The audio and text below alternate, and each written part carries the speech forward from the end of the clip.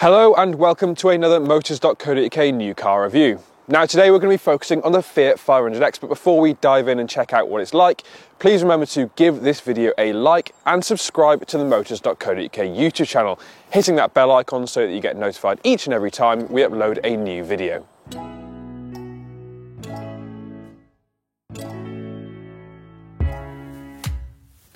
This is the Fiat 500X, and it's the Italian manufacturer's way of gaining a slice of that ever lucrative SUV segment. Now it takes the retro looks of the standard 500 and combines them with a bit more in the way of practicality. But with its market so congested at the moment, what can the 500X offer that others can't? Let's get behind the wheel and find out. The cutesy looks of the standard 500 have been successfully transplanted onto the 500X, far more so than the larger and somewhat dumpy looking 500L. There's plenty of chrome applied, such as here on the grille for instance, and it's been used up plenty around the back as well. Both front and rear light units have been integrated successfully too. The retro looks of the exterior are carried through to the interior of the 500X as well, which is why you've got big retro style buttons and a large Fiat badge in front of you. The fundamentals are good too. The heating and ventilation controls are nice and chunky and easy to operate, and overall you've got a general sense that everything has been laid out logically. However, there are some key issues here, such as overall plastic quality. That's really horrible. And the infotainment screen in the centre has been orientated to the left rather than to the right towards the driver, which is obviously a byproduct of it being converted from left to right-hand drive. So it's a mixed bag here. Overall, there are some good ideas and it's logically laid out, but it's just not executed very well at all. The 500X offers 350 litres of seats-up boot space, rising to 1,000 litres with the rear seats folded flat. And while that does come under the offerings from rivals such as the Nissan Juke and Mini Countryman, it'll likely be enough for most occasions. This particular 500 uses a turbocharged 1-litre engine, which is likely to be one of the most popular. It generates 118 brake horsepower and sends that power to the road through an easy-to-use 6-speed manual. And while there is an automatic available, we'd probably avoid that unless you absolutely had to. 0 to 60 miles an hour is dispatched in under 11 seconds, and flat out you'll be doing 117 miles an hour. Oh, and economy figures sit at a claimed 48.7 mpg with CO2 emissions of 133 grams per kilometre.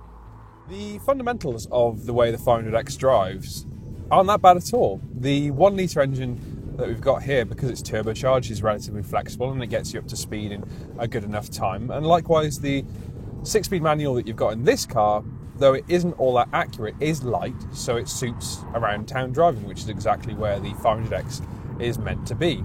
Visibility out the front is good and the slim pillars mean that there isn't too much blocking you either side. However, looking at the back, there is quite a thin screen, so that does mean that reversing might be a little bit tricky if it were not the inclusion of a reversing camera in this car. The steering is overly light and it means that the front of the car feels a little bit distant from when you're actually driving, and likewise the ride itself is quite brittle. Despite riding on relatively small wheels, this car does tend to shake and shimmy an awful lot on uneven surfaces, and in the UK you find those an awful lot.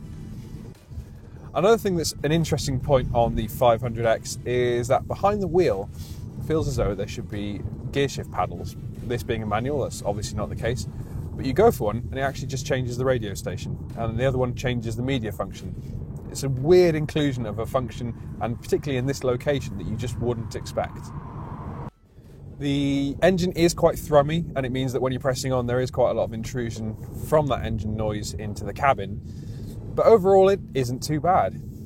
The fact of the matter remains that in this segment people aren't looking for the most amount of driver involvement possible. They're looking for a car that is easy to drive and easy to park and easy to see out of. And in that sense, the 500X really does tick the boxes. Owing to its retro looks and stylish design, the 500X does offer something completely different to other crossover rivals in the segment. However, it lags behind them in some key areas, such as its overall refinement and its fit and finish. However, if you have always fancied the idea of a Fiat 500 but wanted a bit more practicality, then this 500X is definitely worth considering. Thanks for watching this Motors.co.uk video review, and if you would like to see other similar videos on some of the 500X's key rivals, then follow the links coming up next.